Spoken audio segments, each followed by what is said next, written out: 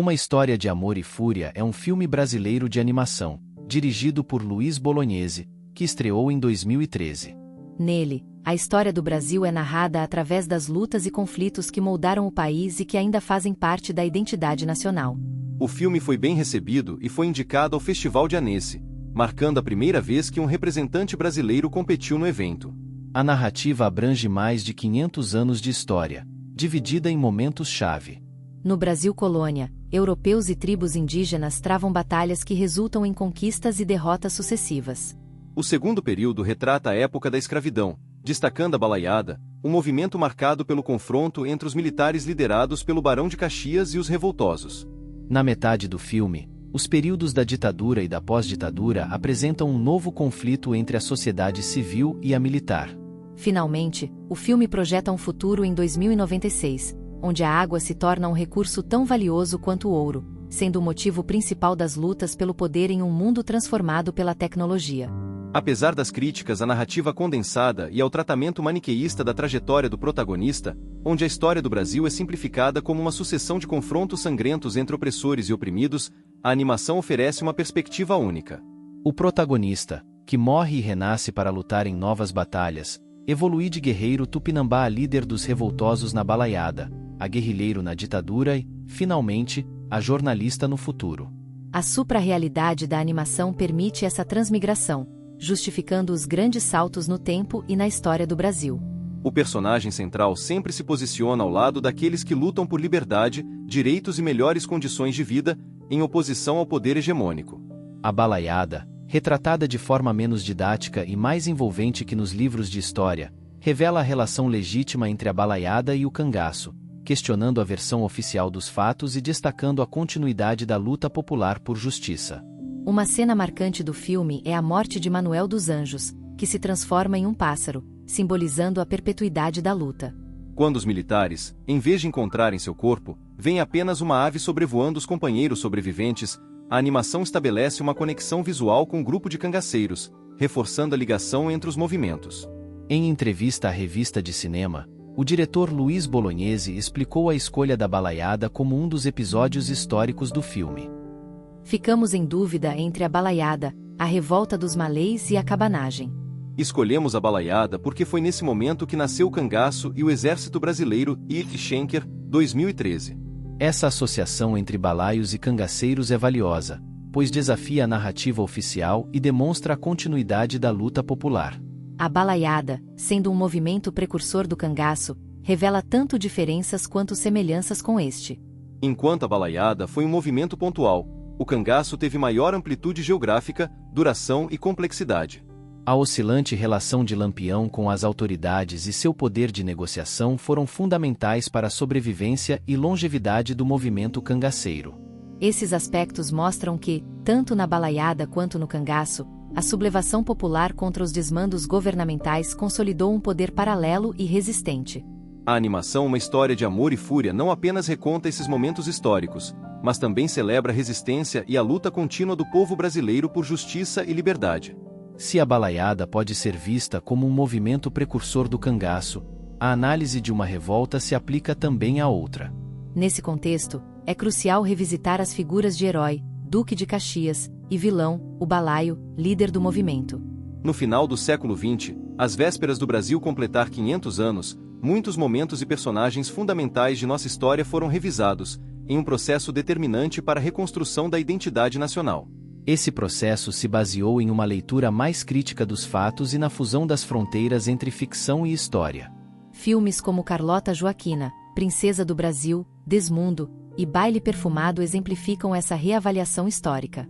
O principal objetivo era, a partir de um distanciamento crítico, apresentar os dois lados de cada questão, permitindo reflexão, crítica e até mesmo a desconstrução dos mitos estabelecidos pelo discurso histórico.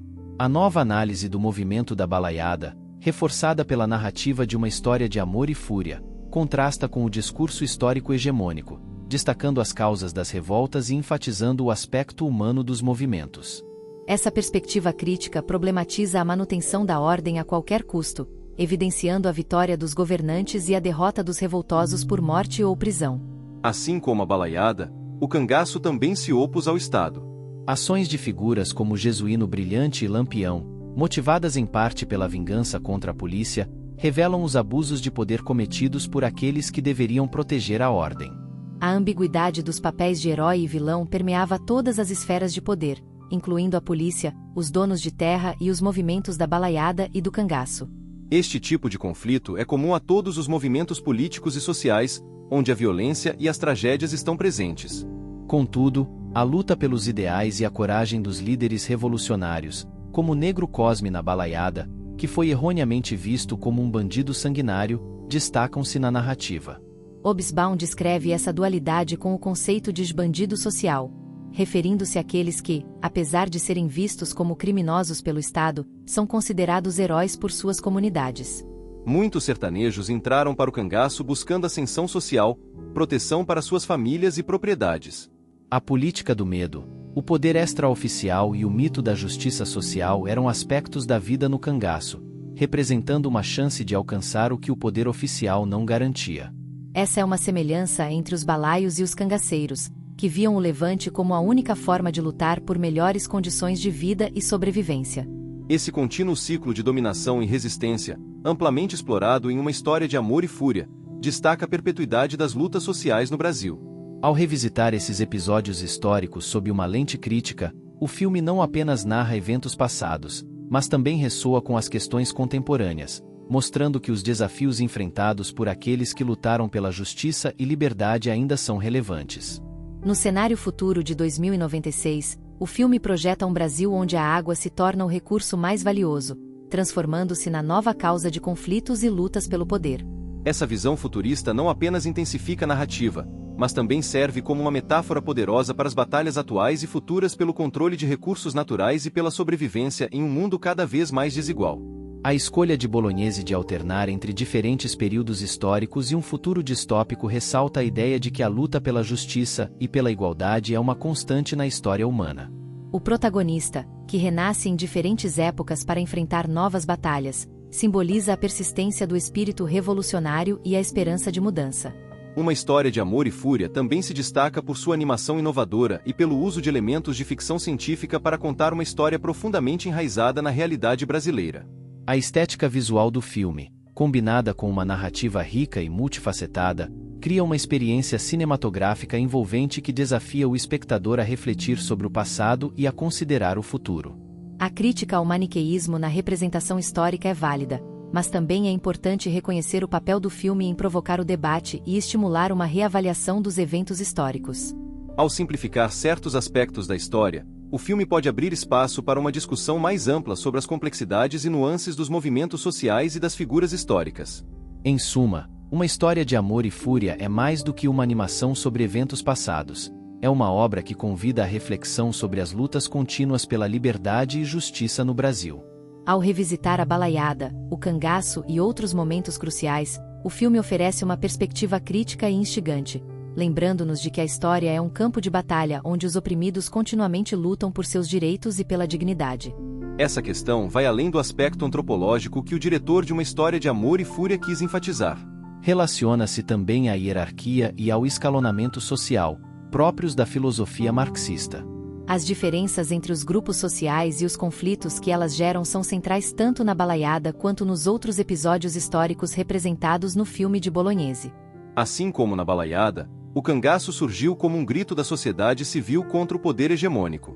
O atavismo mostrado na trajetória do protagonista de Uma História de Amor e Fúria não está apenas nas rebeliões sucessivas.